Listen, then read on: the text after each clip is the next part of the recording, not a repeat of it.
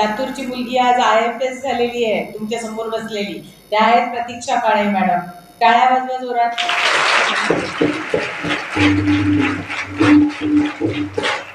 बघा, म्हणजे तुमच्या मातीतलीच मुलगी आज तुमच्या व्यासपीठावर IAS ऑफिसर म्हणून बसली आहे. याच मातीतली, इथंच शिकलेली आहे, इथंच घर आहे तिचं, आणि ती पण तुम्हाला या ठिकाणी मार्गदर्शन करणार आहे. या उपस्थित असलेले सर्व शिक्षक वृंद, अत्यंत सुंदर गायले सर तुम्ही, आणि तुमचा आणि मुलांची केमिस्ट्री खूप छान होती. मी बघत होते सर, तुमच्याकडे बघत होते. तुम्ही जोपर्यंत अगोबाईला सांगितलं नाही मुलींना तोपर्यंत ते काही करत नव्हत्या. तर खूप सुंदर अशी केमिस्ट्री, आणि मुळात मलाही संगीताची आवड असल्यामुळे एक पॉझिटिव्ह छान माझी दिवसाची सुरुवात आपल्या संगीतमय यांनी झालेली आहे. पालकांचं पण स्वागत. या अशा चांगल्या शाळेमध्ये तुमची मुलं या ठिकाणी शिकत आहेत. सर्वप्रथम 10वी मध्ये ज्या मुलांना 100% मार्क मिळाले त्यांचं मी अभिनंदन करते. त्याचबरोबर 90%च्या वर ज्याही मुलांना मार्क्स मिळाले आणि त्यांनी ही खूप चांगली म्हणजे कामगिरी त्यांनी केलेली आहे, त्यांचंही अभिनंदन करते. पण त्याचबरोबर ज्या मुलांना 90% मिळाले नाहीत आणि जे 90%च्या खाली आहेत त्यांचं मी डबल अभिनंदन करते. त्यांचं डबल अभिनंदन याच्यासाठी की त्यांनी जीवनामध्ये खचून जायचं नाही आहे. आणि आता टर्निंग पॉईंट आहे हा तुमच्या आयुष्यातला. मी माझ्यावरनं सांगेल, मी मराठवाड्यातली आहे, तुम्ही याच मातीतली आहे. काही वर्षापूर्वी माझ्याही शाळेचं नाव सर याच्यावरनं सुरू व्हायचं. सतरंजीवरच बसलेली असायची मी, बेंचेस वगैरे नव्हते त्या शाळेमध्ये. आणि जेव्हा पण 8वी 9वी 10वीला शिकत असताना मध्यमवर्गीय कुटुंबातलाच माझा जन्म आहे, आणि मला क्रिकेटही पाहायचं असायचं, फुटबॉलच्या मॅचेसही बघायचं असायचं, आणि मेरिटमध्ये पण यायचं असतं. तर 10वीला माझ्या दोघी बहिणी महाराष्ट्रातनं खूप चांगल्या मार्कांनी रँकमध्ये 10वी आणि 12वीला आल्या होत्या. आणि 10वीला मी मात्र थोडी उडाणटप्पू होते, सगळंच करायचे. मला दिवसा TV पण बघायला लागायचा, आणि मला वाटायचं की कपिल देवची क्रिकेटची मॅच असेल, कुठल्याही मॅचेस असतील, सगळ्या प्रत्येक बॉल बघणं आपला एकदम अधिकार आहे, कर्तव्य आहे, या भावनेतून मी TV समोर बसलेली असायचे.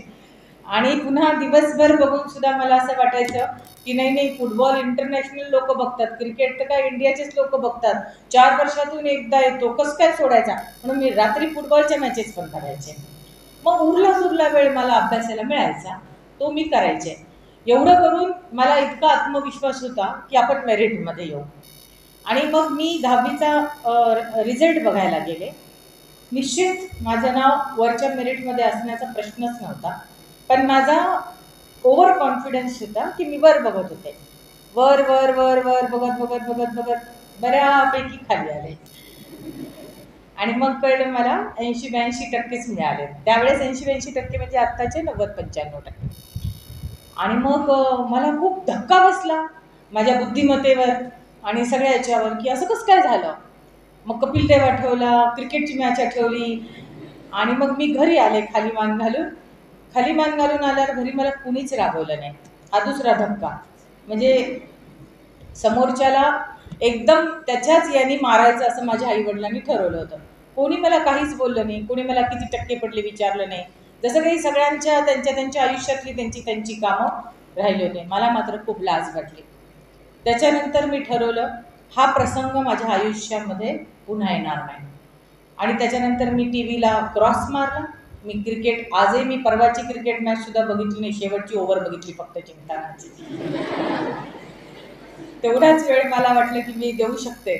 आणि क्रिकेट बघितलं नाही, फुटबॉल बघितला नाही, TV बघितलं नाही, त्यावेळेस तर मोबाईल नव्हताच.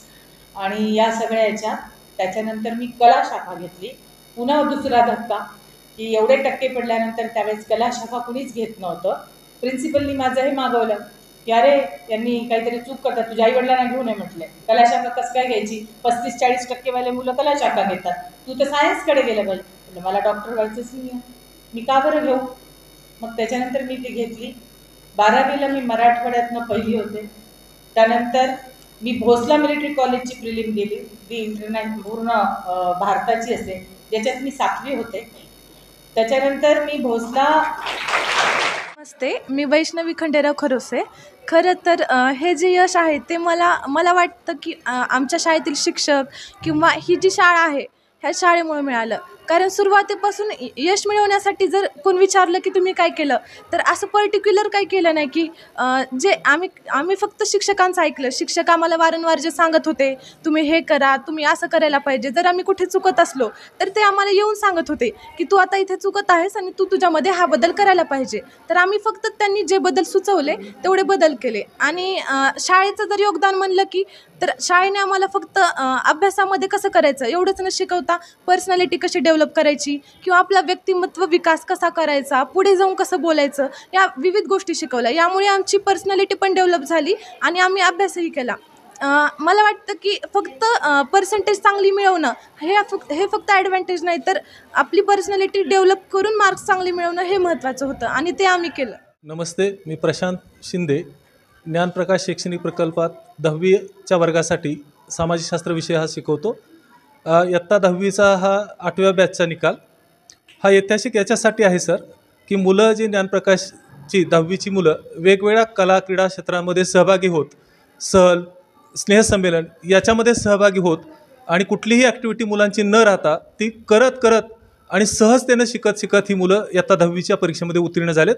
फक्त उत्तीर्ण नाही झाले तर त्यांनी त्या परीक्षेमध्ये 81 विद्यार्थी परीक्षेमध्ये बसलेले असताना त्यातले 53 विद्यार्थी ज्यांनी 90% अधिक गुण मिळवलेले आहेत. उर्वरित विद्यार्थी 75% अधिक गुण घेतलेले आहेत आणि काही विषयामध्ये 100पैकी 100 गुण घेणारे विद्यार्थी आहेत. मग संस्कृत विषयाचा विशेष उल्लेख आपल्याला करावा लागेल. त्यामध्ये 14 विद्यार्थ्यांनी 100पैकी 100 गुण घेतलेले आहेत. गणित विषय त्याच्यामध्ये जवळपास 5 विद्यार्थ्यांनी 100पैकी 100 गुण मिळवलेले आहेत आणि बाकी विषयामध्ये 98, 99 अशा पद्धतीने गुण विद्यार्थ्यांनी मिळवलेले आहेत. हे गुण अतिशय सहजतेने मिळवलेले आहेत. मग त्याच्यामध्ये प्रार्थना सभेतला सहभाग असेल किंवा शिक्षकांशी संवाद असेल किंवा जर आपल्या मैदानी खेळातल्या बाबतीत म्हणू आपण क्रीडा सप्ताहामध्ये इयत्ता 10वीच्या मुलांनी सहभाग घेतलेला आहे.